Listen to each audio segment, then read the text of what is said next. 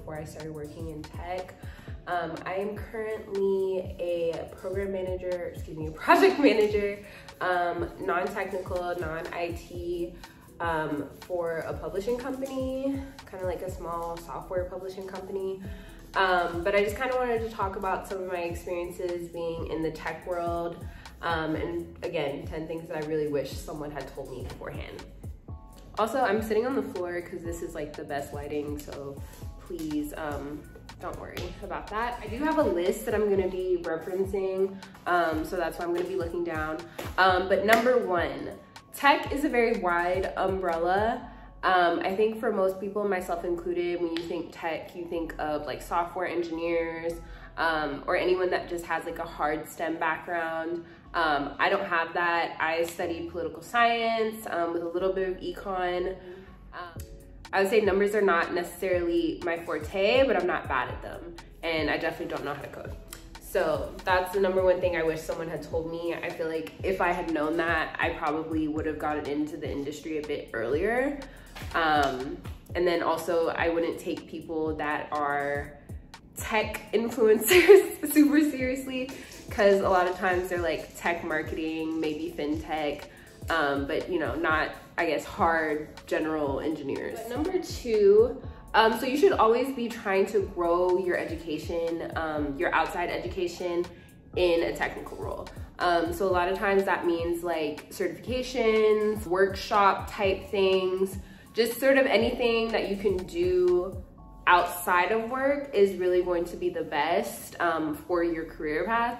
And I think a lot of that has to do with the fact that tech is like a rapidly changing industry. But I mean, you could say that for any industry because, you know, we live in a global world. I would say that's more expected in tech, that you are constantly getting different certifications and different accolades to your ability at work.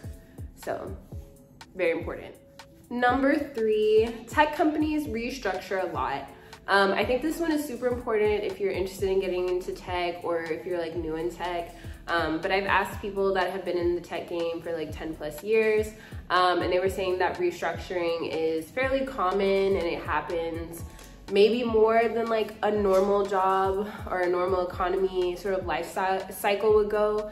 So with that, I personally would be less worried about like tech layoffs, just because restructuring is pretty common. And I think a lot of times when a company is, you know, laying a lot of people off, there are lots of companies that are hiring, especially like within this, I guess, current restructuring cycle. Knowing that tech companies restructure a lot has really brought me a lot of solace. So it's really something that I wish I had known before I started in tech. Something else that I really wish I knew before starting in tech is number four, and is that not most, but a lot of tech jobs do not pay well. A lot of tech jobs will pay you in really just slightly above market rate. I know my first tech role was kind of like that, just paying above market rate by like maybe $4,000. And to me it was a lot because I was coming from a lot less. So I was coming from government, which government is like notorious for not paying. It's notorious for not paying well. And so seeing the amount of money that I was bringing in, I was like, wow, this is so much. But it's the amount that I was bringing in, it was like 65K as like an entry-level project manager, or excuse me, not even an entry-level project manager. I believe I had like 2 years of experience. Is low. That's really low is what I'm trying to say. 65K is low, and when people are out here making 130 with the same amount of experience or a year or two more. So really do your research on how much the tech jobs are paying and not just say, oh my God, it's a lot because it's in tech, because all tech jobs do not pay well. This number five is kind of related to number four, which number five is a lot of tech jobs are the same function with a different name.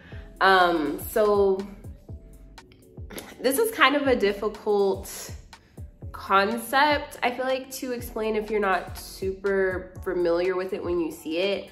But there's a lot of times where like a job will be program manager, program specialist.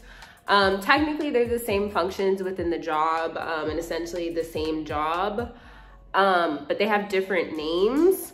though in that kind of case, they could have different names because they are different tiers, I guess, of the same role, like within the hierarchy. So like the program specialist might be, you know, like just starting out, whereas like a program manager has like 5 years of experience or something like that.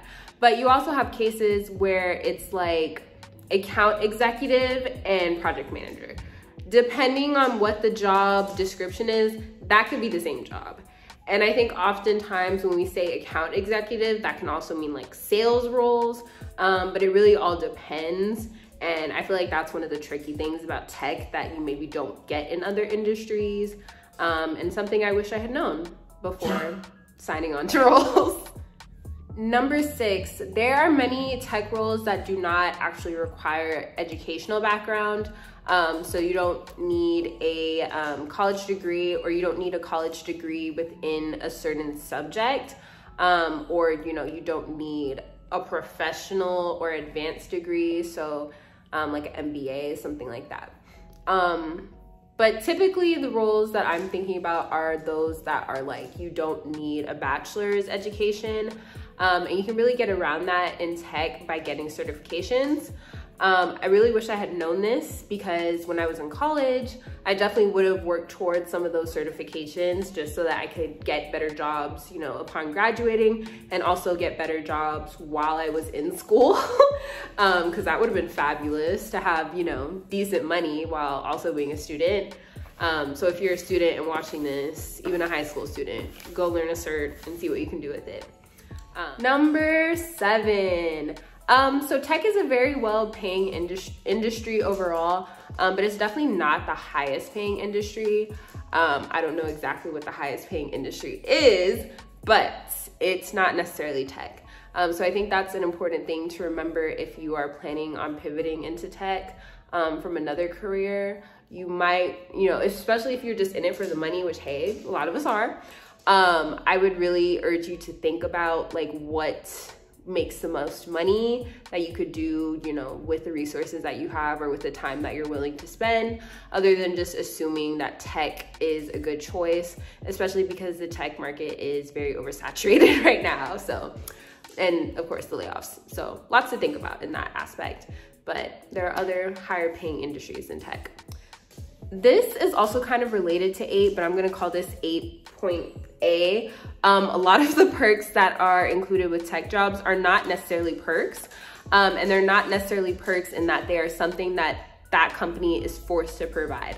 So for example, if you work in California and your company is saying, oh, we'll pay your Wi-Fi, or excuse me, if you work in California and you work from home and your company is saying, oh, we'll pay your Wi-Fi as like a perk or something like that, legally they have to do that. I don't know the law off the top of my head. If I can find it, I will link it. But legally, they're required to do that as part of some sort of law. I'll find it, but yeah, not a perk. Okay, my number 9 thing that I wish I had known before working in tech is that income is very important, but so are alternate incomes. So alternate incomes are like things like equity, stock packages, stuff like that. Depending on what your role and depending on, you know, I guess not the prestige, but like what the company really has to offer.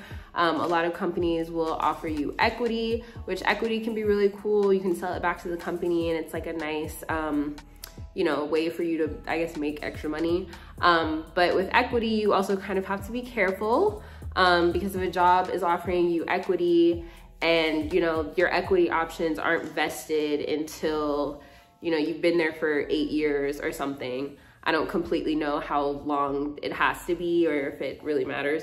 But if your equity isn't vested immediately and, you know, you're planning on leaving that role within a year or 2 years, you shouldn't consider that equity as like a decent reason to not take a higher wage. Bigger companies also offer stock packages.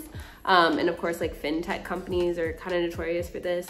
But stock packages can be good if, you know, the company has really good stock and you're interested in the stock market, or not even interested, but knowledgeable about the stock market. You can, you know, sell your stocks back and like all that good stuff. And I feel like, please correct me in the comments if I'm wrong, but typically stocks are a better option than equity, even though they're kind of the same thing. But again, I don't completely understand the stock market. So that's my number 9. And the final number 10, our final number 10 is that size matters. So the size of your company that you are planning on working for really does matter. So the size of, you know, whatever they're selling, sort of the potential that it has to make money, and the potential that you have to receive that money, somewhat based on how many employees are there. So size mattering is kind of one of those variable things, because just because a tech company is like big, if they have like, I don't know, like 17,000 workers, you know, people aren't gonna get paid well necessarily. But sometimes it can be a small company that, you know, they only have 40 workers altogether, and maybe they're more committed to ideas of equity, so you get paid more even though technically the company makes less. These are kind of things that apply, I feel like, in any industry, but I think if I had known this about tech specifically, I probably would have gone for better roles earlier on than trying to just get with like a big name company. Because just because a company is big does not mean that they are gonna pay you well, because they have so many people to pay, or they're just, you know, holding that money on for themselves. So that's my number 10, size matters, and the relationship can be somewhat correlational.